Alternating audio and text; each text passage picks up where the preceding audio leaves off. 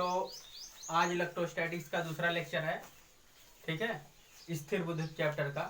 आज हम लोग पढ़ेंगे कूलाम्ब के नियम के बारे में। एक्चुअली कूलाम्ब का नियम होता क्या है, पहले ये समझ लीजिए। हमने कल ही आवेशों के ऊपर जो है डिस्कशन किया था, तो आवेश के ऊपर हम लोग उसके सारी प्रॉपर्टी के बारे में डिस्कस किया था, उसके गुण क्या क्या होते हैं। अब उसी का एक खास गुण है आकर्षण करने वाला गुण।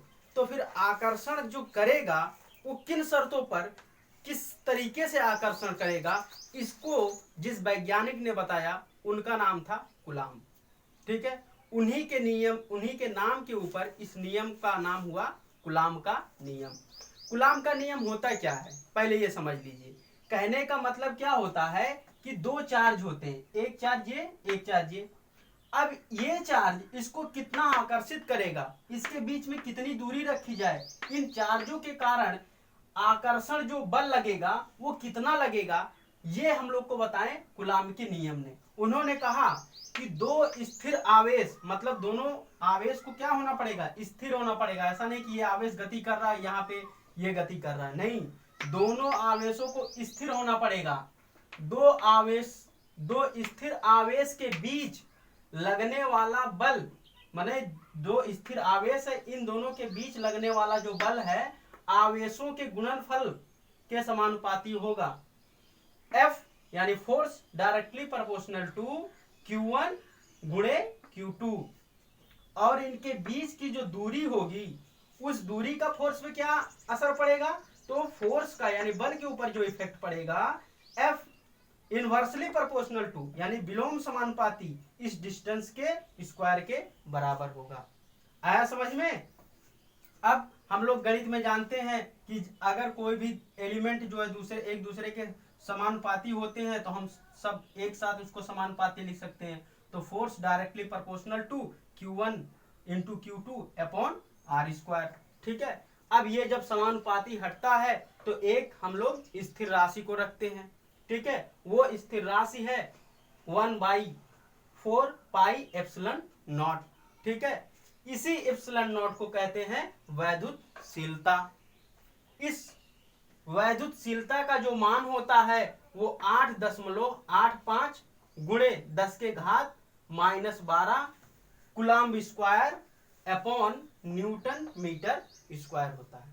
आया समझ में।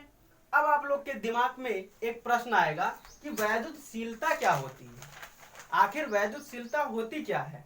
तो हम इसको अलग से एक टॉपिक बनाकर ही डिस्कस करेंगे वैद्युतशीलता को। ठीक है, तो इन सबको मैं मिटा दे रहा हूं।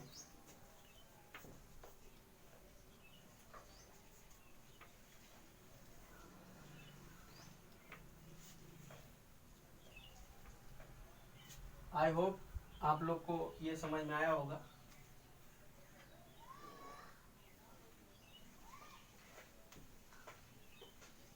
देखिए वैद्युतशीलता क्या होती है।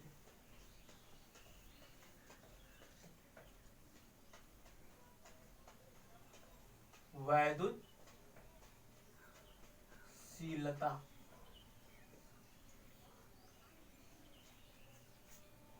देखिए, जैसे मान लीजिए कि ये एक चार्ज है, आवेशित कण है कोई, या आवेशित पिंड कह दीजिए। इसमें मान लीजिए कि आवेश क्या है, Q1 है, और यहां पर एक दूसरा कण है जिसका आवेश क्या है, Q2 है। ठीक है, यदि ये कण इसको आकर्षित करना चाहे या प्रतिकर्षित करना चाहे, आकर्षण प्रतिकर्षण दोनों हो सकता है, आकर्षित करना चाहे या प्रतिकर्षित करना चाहे, तो बताइए यहां पर जो माध्यम होगा वो भी इसके ऊपर इफेक्ट डालेगा कि नहीं डालेगा। ठीक है, तो वो जो इफेक्ट डालता है, वो जो माध्यम होता है, उस माध्यम का अट्रैक्शन या रिपल्सन में, यानी आकर्षण या प्रतिकर्षण में क्या रोल होता है उस माध्यम का, वही क्या कहलाता है, वैद्युतशीलता कहलाता है। समझ में आई बात। जैसे हम यहां पर एक माध्यम बना दें, ठीक है, अब यहां से जितना इसको आकर्षण या प्रतिकर्षण करने के लिए वैद्युत क्षेत्र बल जाएगा उतना ही ना आकर्षित कर पाएगा। अगर यहाँ पे जो इसको आकर्षित करने के लिए वैद्युत क्षेत्र का बल है नहीं जा पाएगा, यहाँ पर इसको नहीं जा पाएगा, तो बताइए क्या इसको आकर्षित या प्रतिकर्षित कर पाएगा? कभी नहीं कर पाएगा। तो ये जो माध्यम होता है, यही माध्यम जो है इस यहाँ पर जाने के लिए, आकर्षित करने के लिए या प्रतिकर्षित करने के लिए स्वीकृति देता है। ठीक है, और यही माध्यम डिसाइड करता है कि कितना आकर्षण करेगा कि नहीं करेगा। ठीक है, इसी को कहा जाता है क्या? वैद्युतशीलता। अगर मान लीजिए हम एक आवेशित रखते हैं, आवेशित कण, और यहाँ पर एक आवेशित कण रख देते हैं और इसके बीच में एक हम लोग लकड़ी डाल देते हैं या प्लास्टिक डाल देते हैं जो विद्युत का कुचालक होता है। ठीक है, तो बताइए क्या इसको आकर्षित कर पाएगा? कभी नहीं कर पाएगा। समझ आई बात? तो अब मान लीजिए कि ये इसको परमिट करता है कितना, इसको मान लीजिए क्या, ई आर। ठीक है, ई आर। और हम लोग यहां पर जो डिस्क्राइब किए थे एक आवेश को दूसरी आवेश के प्रति आकर्षण करने के लिए, ये कहां पे था? निर्वात में था, मतलब कुछ नहीं था। तो उस जगह पर जो परमिविटी थी यानी वैद्युतशीलता थी कितनी? ई नॉट। ठीक, अब किसी माध्यम में उसको कितना अट्रैक्शन करता है तो वो क्या हो जाएगा? E R. तो बताइए, तो हमारा इसके सापेक्ष में इसका मान कितना होगा? इसके सापेक्ष में इसका मान कितना होगा?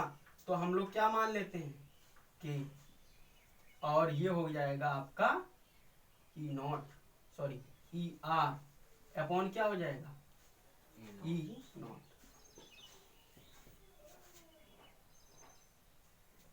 इसी को कहते हैं क्या?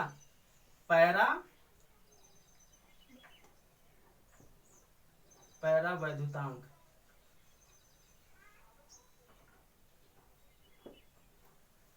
ठीक है, पैरावैद्युतांक। ठीक है, हिंदी थोड़ी सी देख लीजिएगा आप लोग। समझ में आई बात? अब जैसे मान लीजिए कि हमको ये सारी वैल्यूज, ई आर का मान कितना होता है, एयर में कितना होता है, वाटर में कितना होता है, ये बुक में या स्टील में कितना होता है, ये सब आप लोग को याद करने के लिए आप लोग के एनसीईआरटी बुक में भी ये सारी डाटा दिए गए, उन सबको याद रख लीजिएगा। नहीं तो क्वेश्चन में जो अगर इससे रिलेटेड क्वेश्चन रहेगा तो इन सब का मान दिया गया रहता है। ठीक है, तो जैसे मान लीजिए हम आपको बताना चाहते हैं कि अब दो आवेशित कण हैं, अब इसका मान क्या है? Q1 है और इसका क्या है? Q2 है, और इसके बीच में कोई माध्यम हमने रख दिया। ठीक है, वो माध्यम सपोज मान लीजिए कितना है, वो माध्यम हमने कह दिया क्या है, वाटर का है, पानी ले लिए, और एक आवेश को यहाँ पे रख दिए, एक आवेश को यहाँ पे रख दिए। अब क्या होगा? तो ये जो वाटर होगा इसका हमको पैरावैद्युतांक ज्ञात करना पड़ेगा। तो इसका जो पैरावैद्युतांक होगा, इसके बीच में लगने वाला जो बल होगा वो कितना हो जाएगा? नियम के अनुसार 1/4 पाई एप्सिलॉन नॉट। ठीक है, तो यहाँ पे कोई माध्यम आ गया है, तो ये माध्यम कितना हो जाएगा? ई आर हो जाएगा, और इन दोनों के बीच में लगने वाला जो बल है, आवेश है, Q1 Q2 हो जाएगा। इसके बीच का डिस्टेंस कितना हो जाएगा? आर स्क्वायर हो जाएगा। अब यहाँ पे जो ई आर का मान आएगा वो कितना होगा बताइए जरा? फोर्स बराबर 1/4 पाई एप्सिलॉन। ई आर का देखिए मान हमने क्या लिखा है, ई आर का मान कितना हो जाएगा? देखिए इसको इधर भेज दीजिए तो कितना हो जाएगा? K इंटू ई नॉट बराबर कितना? E R. आया समझ में? तो अब यहाँ पे ई आर का वैल्यू रख दीजिए। ई आर का वैल्यू कितना आया है? K into epsilon not Q1 Q2 R square. आया समझ में?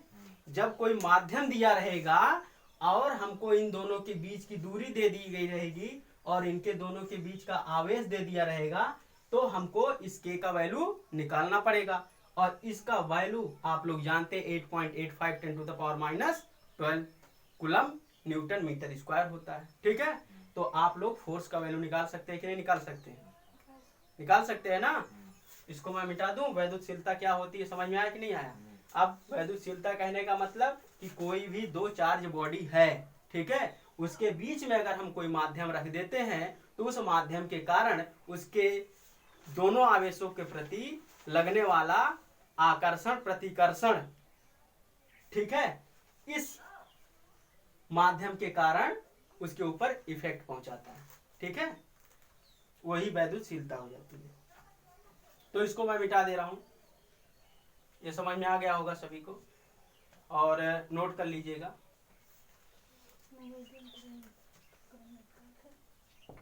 ठीक है, तो इसको मैं मिटा दे रहा हूं।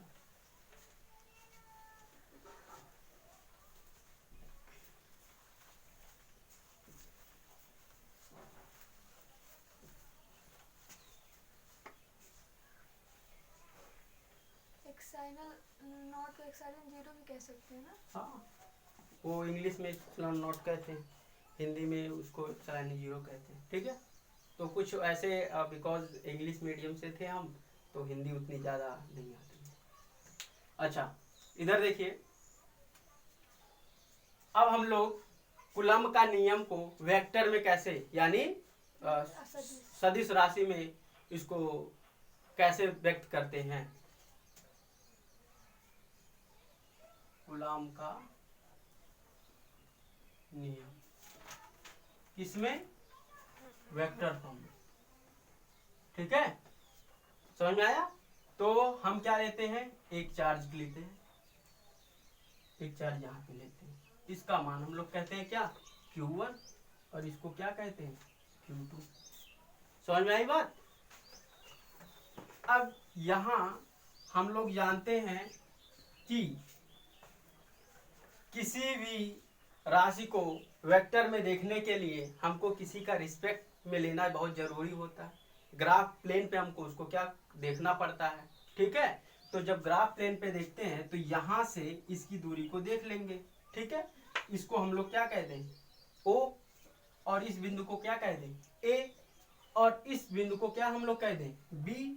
यहाँ से इसकी दूरी कितनी हो जाएगी, OB। आया समझ में। तब हम लोग कह सकते हैं कि OA वेक्टर बराबर, अब इसको आप लोग क्या मान लीजिए, यहां से इसकी दूरी इस 0 पॉइंट से, इस मीन पॉइंट से इसकी दूरी कितनी है, R1 वेक्टर है। कितना है, R1 वेक्टर, ठीक है।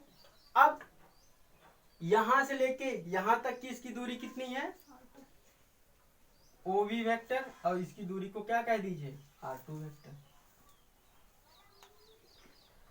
यहां तक समझ में आया। अब हमारा क्या कहता है कूलम्ब का नियम, कि दो आवेशों के बीच लगने वाला आकर्षण प्रतिकर्षण बल, यहां से नहीं आवेश आपको ज्ञात होगा, इन दोनों के बीच लगने वाला आकर्षण प्रतिकर्षण बल। तो अब आपको अगर इन दोनों के बीच की दूरी ज्ञात करनी हो तो आप लोग क्या कहेंगे, हम लोग कहेंगे भैया देखिए OA वेक्टर, ठीक है, OA वेक्टर माइनस क्या, OB vector, OA vector minus OB vector. तो R1 वेक्टर माइनस क्या हो जाएगा, R2 वेक्टर। ये समझ में आया कि नहीं आया, आया। तो अब हमको यहाँ इन दोनों के बीच की दूरी पता चल गई है, ठीक है। अब इनका आवेश हमको क्या है, मालूम है। तो ठीक है, अगर हमारा यहां से बल लगता है इसके ऊपर, तो ये हमारा जो फोर्स होगा, अब ये हो जाएगा क्या, 2 से 1, ठीक है। 2 से बल किस पे लग रहा है, 1 पे, और यहां से जो लगेगा F 1 से 2। ये समझ में आया कि नहीं आया, 1 से दूसरे पे लग रहा है। आया समझ में। अब हमको किसका मान निकालना है, सपोज मान लीजिए 2 से 1 का निकालना है। किसका निकालना है, 2 से 1 का निकालना है। तो हम लोग क्या कहेंगे, F 2 से 1 वेक्टर बराबर 1/4 पाई एप्सिलॉन नॉट, दोनों चार्जों के आवेश के बीच का गुणनफल अपॉन उनके बीच का दूरी। तो यहां से लेके यहां तक का जो दूरी हो जाएगा R1 से 2 हो जाएगा, ठीक है। और इसके ऊपर अगर आरोपित होगा तो 2 से 1 हो जाएगा। समझ में आई बात। तब हमारा देखिए आर कितना हो जाएगा 1 से 2 वेक्टर। समझ में आया कि नहीं आया? अब हम लोग देखिए वहां पे क्या किए थे, स्क्वायर किए थे, ठीक है। और जब यहाँ पे स्क्वायर करेंगे तो आर 1 से 2 का यूनिट वेक्टर। क्यों हुआ ये यूनिट वेक्टर बताइए? क्योंकि हम लोग ये क्या है, मैग्नीट्यूड है कि नहीं है, मान है ना। Q1 Q2 क्या है, मान है। इसमें ये भी क्या है, मान है। अगर किसी वेक्टर का स्क्वायर कर दीजिए तो वो भी क्या होता है, मैग्नीट्यूड फॉर्म में आ जाता है। तो मैग्नीट्यूड हो गया तो दिशा कहाँ से पता चला, दिशा होना चाहिए ना, क्योंकि वेक्टर क्वांटिटी में मैग्नीट्यूड एंड डायरेक्शन दोनों होता है। तो ये तो पूरा हो गया मैग्नीट्यूड वाला पार्ट, और ये कौन सा हो गया, दिशा वाला। तो ये क्या होता है, यूनिट वेक्टर होता है। आप लोग देखिए ऐसे लिखते हैं ना, एफ, जैसे मान लीजिए कोई वेक्टर लिखते हैं तो जैसे ए वेक्टर बराबर ए का मॉड वैल्यू और ए का यूनिट वेक्टर, इस तरीके से लिखते हैं कि नहीं लिखते हैं। तो उसी तरीके से F2 से 1 वेक्टर, ये हो गया आपका मॉड वैल्यू और ये हो गया आपका यूनिट वैल्यू। समझ में आई बात? अब आप लोग इसको लिख सकते हैं 2 1 वेक्टर बराबर 1/4 pi epsilon not Q1 Q2 और R1 से 2 का मोड का स्क्वायर और R1 से 2 का, इस तरीके से लिख सकते हैं। और ठीक 1 से 2 अगर वेक्टर लिखना पड़ा तो 1/4 pi epsilon not Q1 Q2 upon R2 से 1 का स्क्वायर, और ये यूनिट वेक्टर आपका हो जाएगा कितना, 2 से 1 का। यदि यूनिट वेक्टर को आप हटाना चाहते हैं, क्या करना चाहते हैं, यूनिट वेक्टर को अगर आप हटाना चाहते हैं तो यूनिट वेक्टर बराबर क्या होता है जानते हैं आप लोग? यहां से मैं बता दे रहा हूं, यूनिट वेक्टर बराबर, जैसे मान लीजिए कोई यूनिट वेक्टर क्या है, ए यूनिट वेक्टर है, तो इसको आप लिख सकते हैं क्या, ए वेक्टर, ठीक है, अपॉन ए का मॉड वेक्टर, इसको यूनिट वेक्टर कहते हैं ना। तो हम लोग देखिए F1 से 2 वेक्टर बराबर 1/4 pi epsilon not Q1 Q2 R2 से 1 वेक्टर का मोड वैल्यू, इस यूनिट वेक्टर को हटाएंगे तो इसका वेक्टर फॉर्म और इसका मोड वाला फॉर्म। तो R2 से 1 का वेक्टर फॉर्म, R2 से 1 का मोड वेक्टर। समझ में आया? अब ये देखिए मॉड वेक्टर, ये भी मॉड का स्क्वायर है ना, ये दोनों अगर मल्टीप्लाई हो जाएगा क्या हो जाएगा, क्यूब हो जाएगा। समझ आई बात? ये अब गुणा हो जाएगा ना नीचे नीचे। तो R1 से 2 वेक्टर बराबर 1/4 pi epsilon not Q1 Q2 R2 से 1 का मोड का क्यूब, और क्या हो जाएगा R21 वेक्टर। समझ में आया कि नहीं आया? आया? अच्छा, अब इसका अगर मान रखना चाहो, इसका मान क्या होगा, अगर 2 से 1 का मान रखना चाहो तो इसको आप लोग देखिए R2 से 1 का अगर वैल्यू पुट करना चाहते हैं तो यहाँ से पुट कर दीजिए F1 से 2 का मोड का square 1/4 pi epsilon not Q1 Q2 R minus R2 का मोड वैल्यू का स्क्वायर और R1 माइनस R2, ये हो जाएगा उसका मैग्नीट्यूड। इस टाइप से आया समझ में? कूलाम का वेक्टर के नियम में क्या लिख सकते हैं, और क्या लिख सकते हैं, F21 वेक्टर -2 1 2 वेक्टर। बताइए ये वेक्टर उसके विपरीत है कि नहीं है? और जब कोई वेक्टर फॉर्म में विपरीत होता है तो हम लोग कौन सा साइन लगाते हैं, नेगेटिव का, ठीक है, माइनस साइन लगाते हैं। न्यूटन का तीसरा नियम है। नहीं, ये विपरीत वेक्टर वो दूसरी चीज है, न्यूटन का तीसरा नियम ये इसके ठीक विपरीत में है ना। तो जब विपरीत में होता है तो हम लोग जो ग्राफ प्लेन पे देखते हैं, जैसे मान लीजिए ये देखिए, ये आपका x एक्सिस है और ये आपका x डैश एक्सिस है। तो इधर जो भी पॉइंट रहेगा, मान लीजिए यहाँ पे -5 है तो यहाँ पे क्या होगा, +5 होगा कि नहीं होगा? तो तो ठीक इसके ऑपोजिट में है कि नहीं है? आया समझ में? प्लेन पे इसके ऑपोजिट है, इसलिए उसके सामने माइनस साइन लगा हुआ है। समझ में आया?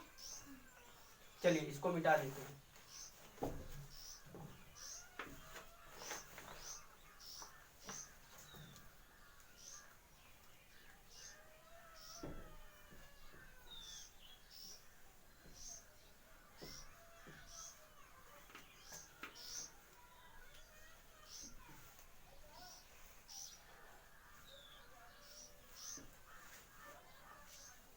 अब देखिए हम कुछ क्वेश्चन इसके ऊपर करवाएंगे।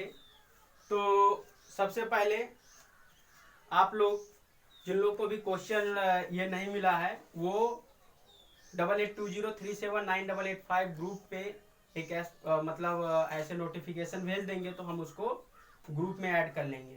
तो उस ग्रुप में पहला क्वेश्चन जो हमने भेजा था सीट में वो क्वेश्चन नंबर 1 है। ठीक है, तो क्वेश्चन नंबर 1 को हम लोग आज डिस्कस करेंगे। एक धातु के टुकड़े से कितने इलेक्ट्रॉन हटाए जाएं जिसमें कि इस पर 1.07 कूलम का धन आवेश रह जाए। जैसे क्वेश्चन नंबर 1 देखिए, क्वेश्चन नंबर 1 देखिए, ये कोई धातु है। ठीक है, ये धातु का टुकड़ा है और इस धातु के टुकड़े पर आवेशित चार्ज कितना है?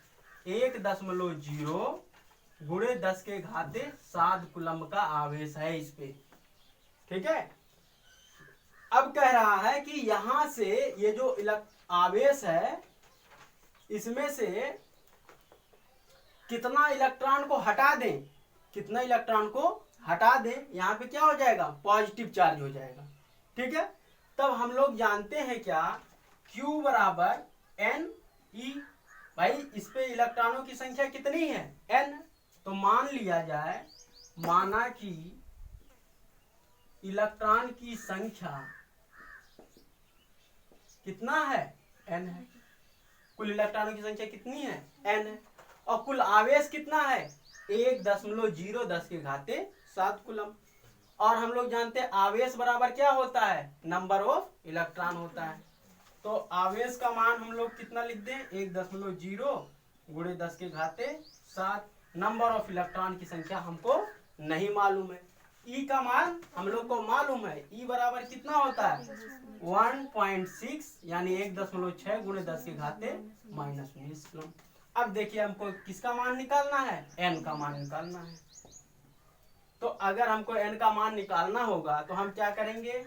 एन बराबर 1.0 गुणे 10⁻7 और 1.6 गुणे 10⁻−19। अब देखिए एन बराबर 1। अब यहाँ पे देखिए 1.6 लिखा गया है ना, तो हम लोग इसको क्या लिख सकते हैं? 100 लिख सकते हैं और इसको 10⁻5 लिख सकते हैं कि नहीं? 2 जीरो इधर सबमिट कर दिए। अब इसको क्या लिख सकते हैं? यहाँ देखिए 16 लिखा हुआ है ना, 1.6 लिखा हुआ है ना, इसको 16 लिख सकते हैं, इसको लिख सकते हैं 10⁻18। ठीक है, अब हम लोग n बराबर इससे भाग कर देते हैं। 16 दूनी 32, 16 25, 16 छक्का 96, 6.16 दूनी समथिंग आएगा। और इसको हम लोग ऊपर भेज दे तो ये हो जाएगा, माइनस था ऊपर जाएगा, कितना हो जाएगा? +18। ठीक है, अब ये हो जाएगा कितना? ऊपर जाएगा तो ये माइनस था। जुड़ेगा ना ऊपर। हाँ, ऊपर में जाएगा तो ये कितना हो जाएगा? 23 हो जाएगा। और यहाँ पे +5 चार्ज। तो n बराबर 6.2 10⁻23। नंबर ऑफ इलेक्ट्रॉन कितने हो जाएंगे? 6.2 गुणे 10⁻23। समझ में आया कि नहीं आया? आ गया ना?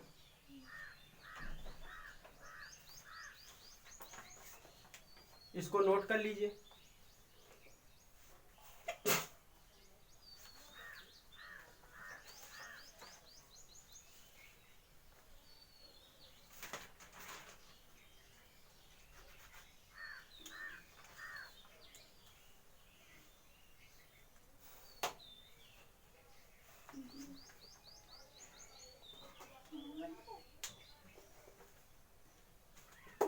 ठीक है, इसको नोट कर लिए सभी लोग, मैं मिटा दूं।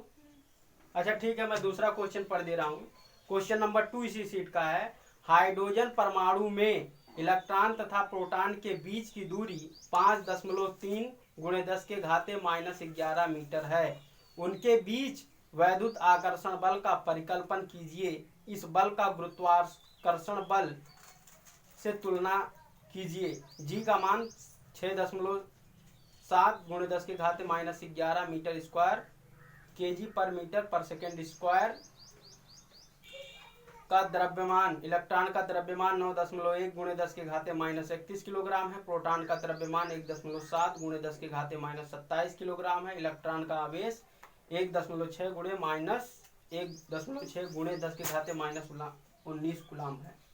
ठीक है, तो क्वेश्चन नंबर 2 देखिए, इसको मिटा दे रहा हूं।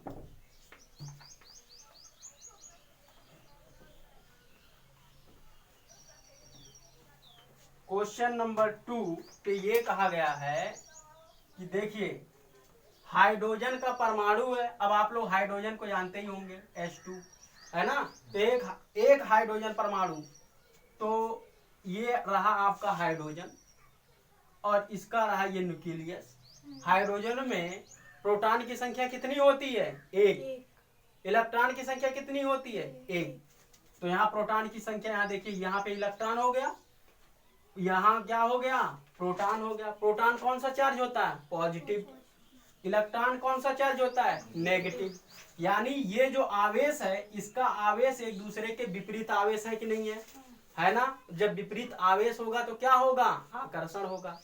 ठीक है, तो बताइए जो आवेश प्रोटॉन का होता है वही आवेश किसका होता है? इलेक्ट्रॉन का भी होता है। आया समझ में?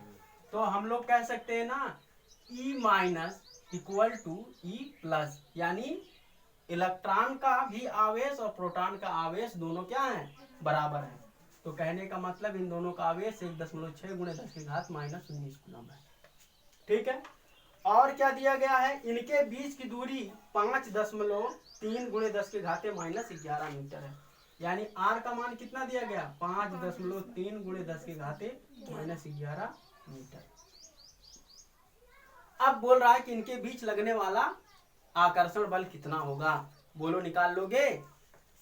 आप जानते हैं ना F बराबर क्या होता है? 1/4 पाई एप्सिलॉन नॉट Q1 और Q2 अपॉन R स्क्वायर।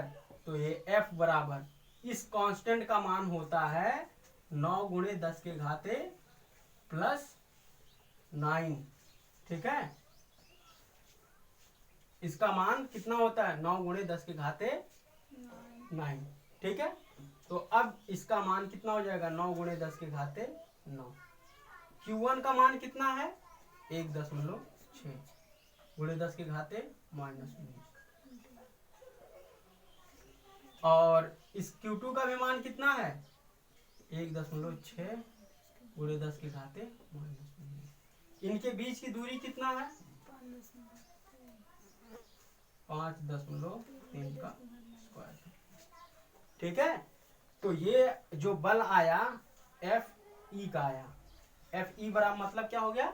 इलेक्ट्रॉनों के बीच में आकर्षण बल। तो इलेक्ट्रॉनों के बीच में जो आकर्षण बल होगा उसको आप सॉल्व कर लीजिए। ये हो गया 9 × 10⁻⁹ सॉल्व किया किसी ने? 16 ये हो गया -38 और ये हो गया 5.3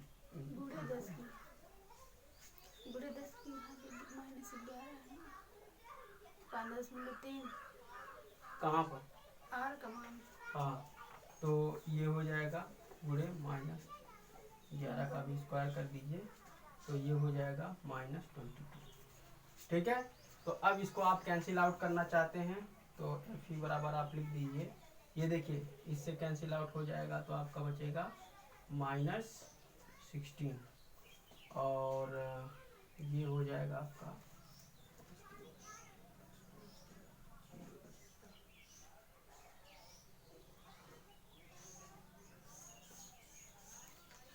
तीन करना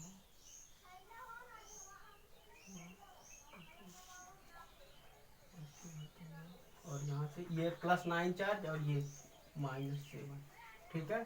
तो Fe बराबर 81 इंटू 10⁻⁻7 अप्रॉक्स में वैल्यू आएगी, लगभग में फोर्स आ गया, और ये आएगा किसमें, इकाई क्या होगी, न्यूटन।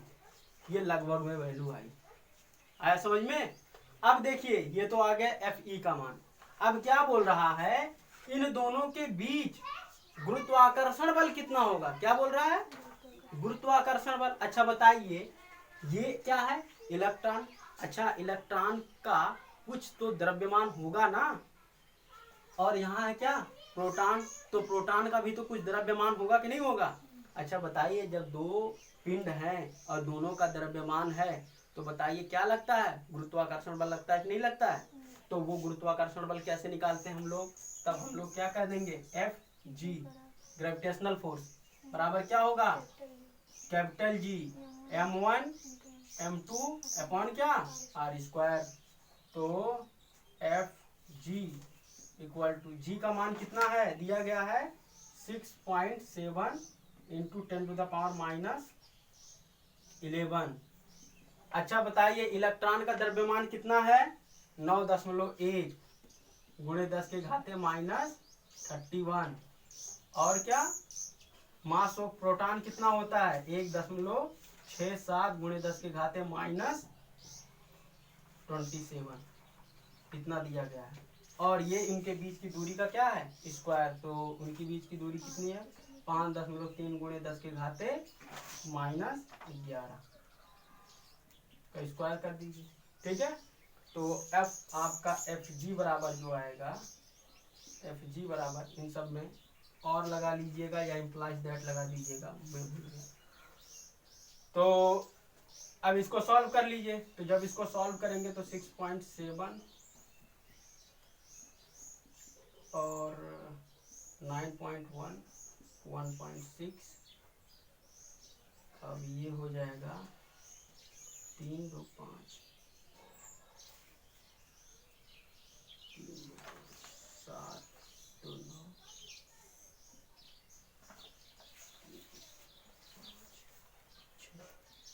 9 -69 हो जाएगा, और यहाँ से 5.3 5.3 -22, ठीक है। तो अब इसको देखिए, इसको सॉल्व कर लीजिएगा, तो सॉल्व कीजिएगा तो 1.2 आएगा लगभग, और इसको सॉल्व कीजिएगा तो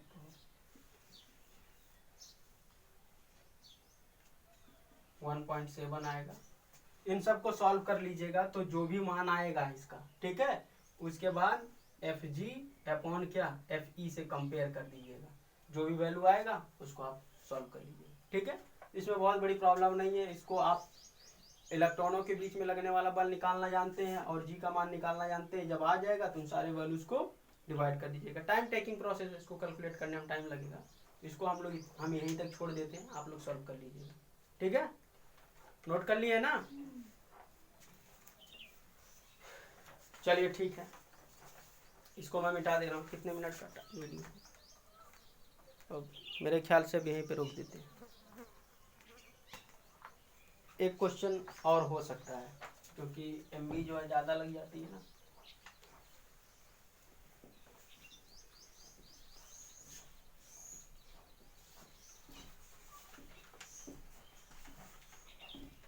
देखिए एक क्वेश्चन और हो सकता है, दो प्रोटॉनों के बीच की दूरी का गणना कीजिए, यदि उनके बीच का प्रतिकर्षण बल एक प्रोटॉन के भार के बराबर हो, ठीक है, तो प्रोटॉन का द्रव्यमान ज्ञात कीजिए। क्या बोला है, कहने का मतलब ये प्रोटॉन है, ये भी क्या है, प्रोटॉन है, दोनों प्रोटॉन है, ठीक है। और कह दिया गया कि प्रोटॉन का द्रव्यमान आपको दे दिया गया, प्रोटॉन का जो द्रव्यमान है वो कितना है, 1.67 गुणे 10⁻27 kg है। ये भी प्रोटॉन है, ये भी प्रोटॉन, तो यानी इस प्रोटॉन का जो चार्ज होगा वो क्या है, Q, तो इसका भी चार्ज क्या होगा, Q, क्योंकि दोनों प्रोटॉन है। अच्छा, अब क्या बोल रहा है कि इनके बीच की दूरी ज्ञात कीजिए, माने इसका आर का मान निकालिए आप, ठीक है। और इन दोनों के बीच में जो फोर्स लग रहा है, यानी जो बल लग रहा है, प्रतिकर्षण बल लग रहा है, वो प्रतिकर्षण बल भार बल के बराबर है। समझ में आया कि नहीं आया? कहने का मतलब एफ जी बराबर एफ ई है। समझ में आया कि नहीं आया? एफ जी बराबर क्या है? एफ ई है। ई क्या है? प्रतिकर्षण बल है। एफ जी यानी इन दोनों के भार के कारण जो बल आएगा वो बल है। ठीक, तब बताइए इस दोनों का द्रव्यमान जानते हैं कि नहीं जानते हैं? अब हमको इन दोनों का आवेश मालूम है ना, प्रोटॉन का आवेश कितना होता है? 1.6 × 10 के घाते -19। तो बताइए, अब हम लोग इसको सॉल्व कर लेंगे। अब एफ जी बराबर क्या होता है बताइए? जी m1 m2। अब दोनों तो प्रोटॉन है इसलिए दोनों का मान एक समान होगा। इनकी बीच की दूरी कितनी है? r²।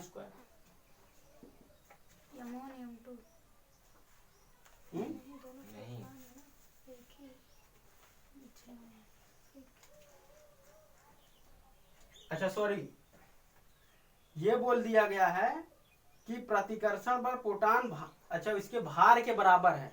सॉरी मैंने ध्यान नहीं दिया, इसके भार के बराबर है। एफ ई का मान जो है वेट के बराबर है। तो जब इसके भार के बराबर होता है तो भार बराबर क्या होता है? भार बराबर क्या होता है? कोई बताएगा? भार बराबर होता है m×g। इसी को भार कहते हैं ना, यानी W बराबर क्या हो गया? mg। तो किसका भार हमको चाहिए? प्रोटॉन का भार चाहिए। तो प्रोटॉन का भार बराबर W प्रोटॉन। मान कितना है द्रव्यमान का? 1.6 × 10 के घाते -27। जी का मान कितना होता है? 10 ले लीजिए। अब ये जो भार है किसके बराबर है? एफ ई के बराबर है, यानी W ओ प्रोटॉन बराबर एफ ई। तो W ओ प्रोटॉन 1.67 10⁻⁻27 इंटू क्या 10। एफ ई का मान हमको निकालना है ना, तो एफ ई का मान कितना होता है?